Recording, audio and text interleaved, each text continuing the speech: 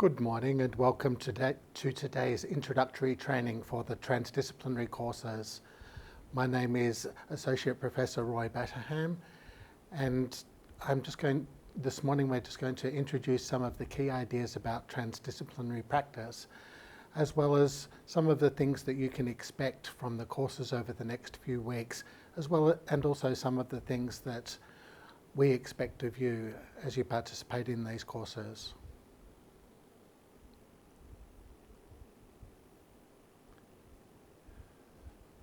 So to clarify some of the goals that we have for you during these courses, and especially for today, the first thing is that we want you to have fun and just spend some time to get to know each other and to feel comfortable with each other. We also hope that you will come to understand at least a little bit the basic ideas about transdisciplinary practice, and that we'll have some common understandings about transdisciplinary practice as we start to work through the courses together. We want to ensure that you understand what you will learn from participation in these courses, and also some of the things about what the experience of working with students and adjuncts from multiple disciplines, as well as people from community and the business, will be like. We want to ensure that you understand the rules and expectations for participating in the classes with students and instructors from diverse backgrounds. We also want you to start thinking about monitoring your own learning and taking responsibility for what you learn during these courses. We want you to start to think also about how transdisciplinary practice might be important in your future work and careers. And finally, we want you to understand some of the skills and competencies for transdisciplinary practice, and to start to develop a commitment to continued learning about transdisciplinary practice. So there are a number of components of the coursework that we'll be going through today, as well as many activities. The first thing that we'll be talking about is to think about what transdisciplinary practice means in the real world and why it is important for your future and the future of all of us. Secondly, we'll be introducing some definitions about transdisciplinary practice and what are the skills and competencies required to work in this sort of way. Thirdly, we'll be looking at what you can expect from the experience of transdisciplinary learning in these courses. Then we'll be looking at some strategies for working in transdisciplinary groups in your coursework in particular. We'll be talking about guidelines and expectations for what you do during the course, and what the adjuncts as well will be doing.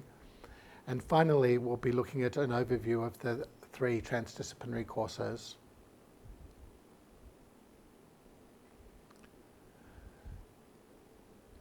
So I would like to start by talking about transdisciplinary practice in the real world and why it is important for your future and the future of all of us. In all countries and in international organizations, there is a growing recognition that the most important problems faced by society are complex and require many types of expertise to address them.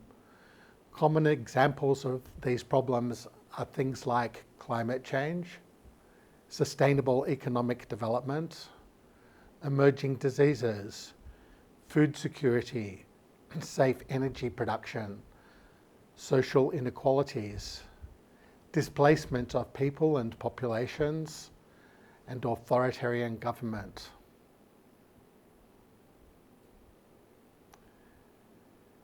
As a result of these complex problems, governments and many employers are seeking employees with skills to work in, lead, and conduct research in teams with expertise in multiple academic disciplines: business, governance, community and social development, local knowledge, and the practical activities of daily life.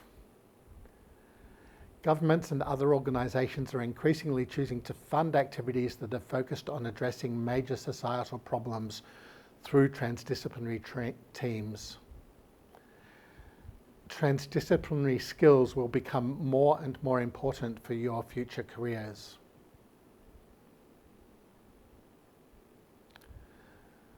So here's just one example of a policy document that highlights the need for transdisciplinary practice and transdisciplinary skills. If we look at the bottom part of this document, we see aims for the Thailand's National Development Plan for 2018 to 2037. And these aims will be similar for many countries, including the countries that you come from, and for many international organisations. So these are issues to do with security, sustainable prosperity, and economic and environmental sustainability and equity. If we look at some of the components on this slide, for example, in the centre of the top row of the slide, you'll see it talks about promoting multidimensional human capital and development. And there are many other points on the slide where they emphasise the need for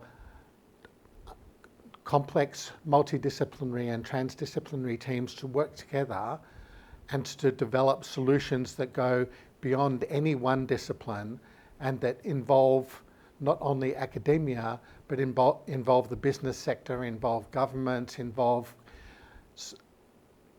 civil society organisations, and in particular involve local communities and the people who are living with problems in their everyday life.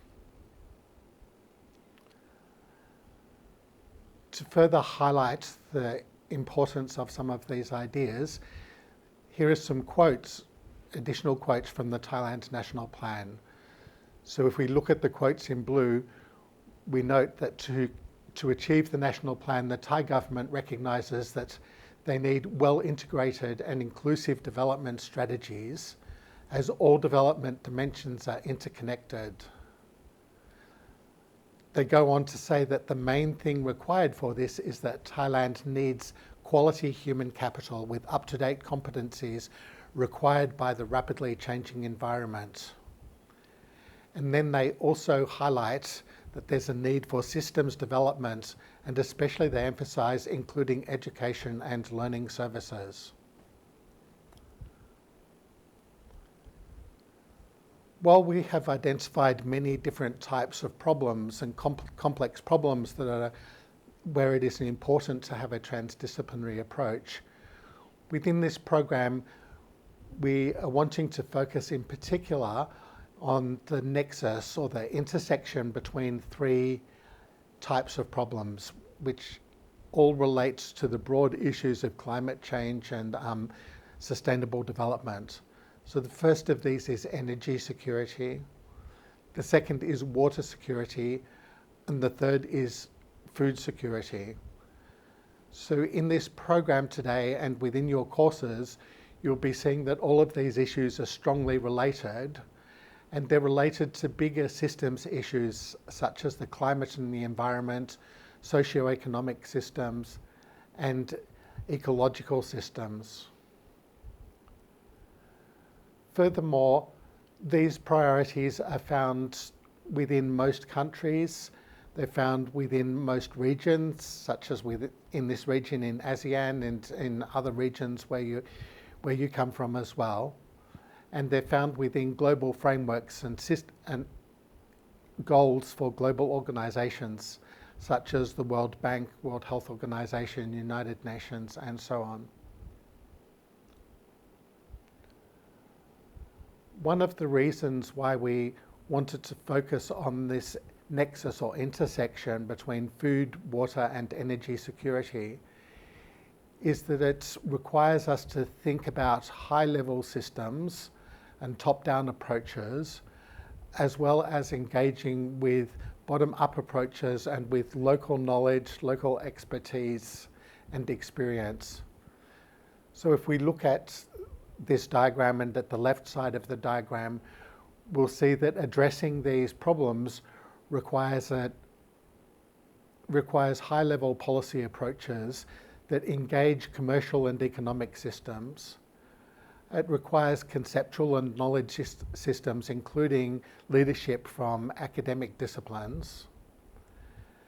It includes considering general social values that drive a commitment to change in relation to sustainable development and to energy, water and food security. And it requires an understanding of power structures that can either motivate or can hinder change. So there's a need for multiple types of science, as well as a need for a knowledge of economics and a need for knowledge of systems of policy development and driving change. If we look at the right-hand side, we'll see that there's also a need for a lot of local knowledge of local environments, an understanding of the local activities of daily life, local relationships and social arrangements, local cultural values, traditions and knowledge, and local knowledge of the environment in which you're working to solve problems, and the knowledge that's required to help people live harmoniously with the environment at the same time as they seek to develop solutions to their energy, water and food security needs.